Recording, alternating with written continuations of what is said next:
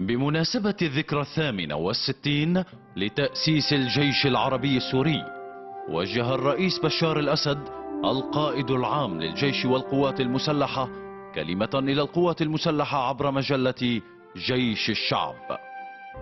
الرئيس بشار الأسد قال في كلمته: إخواني رجال قواتنا المسلحة، ضباطا وصف ضباط وأفراد، أحييكم تحية الاعتزاز والتقدير، وأنتم تصونون اليوم عزة الوطن وكرامته، وتسهرون على أمنه وأمانه واستقراره. الرئيس الأسد أضاف: ببطولاتكم تكتبون حروف النصر وتعبرون عن وجدان الشعب، وبتضحياتكم تحافظون على وحدة الوطن وتصونون ترابه الطاهر، وتبذلون الغالي والنفيس كي تبقى رايته خفاقة عالية. إنجازات الجيش العربي السوري في وجه المؤامرة التي تتعرض لها سوريا كان لها مكان في كلمة الرئيس الأسد، الذي توجه إلى أفراد الجيش العربي السوري بالقول: أظهرتم وما تزالون شجاعة نادرة في مواجهة الإرهاب وذيوله، وأذهلتم العالم أجمع بصمودكم وقدرتكم على تذليل الصعاب وتحقيق الإنجازات في مواجهة أشرس حرب همجية شهدها التاريخ الحديث.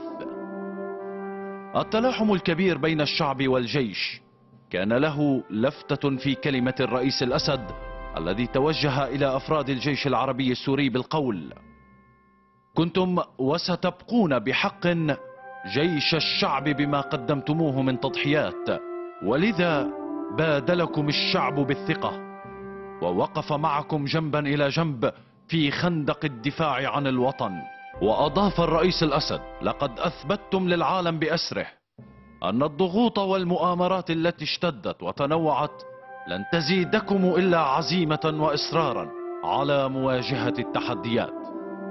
وفي الختام حيا الفريق بشار الأسد قواتنا المسلحة بالقول: تحية إكبار وإجلال لأرواح شهدائنا الأبرار الذين رووا بدمائهم الزكية تراب سوريا الغالي.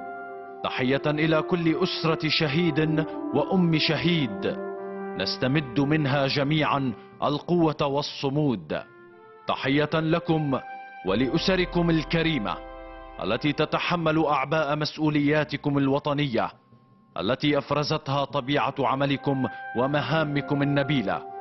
تحية لشعبنا الأبي على امتداد ساحات الوطن الذي جسد بتلاحمه مع جيشه أنموذجا في الوحدة الوطنية والمحبة والتآخي. الفريق بشار الأسد، رئيس الجمهورية، القائد العام للجيش والقوات المسلحة.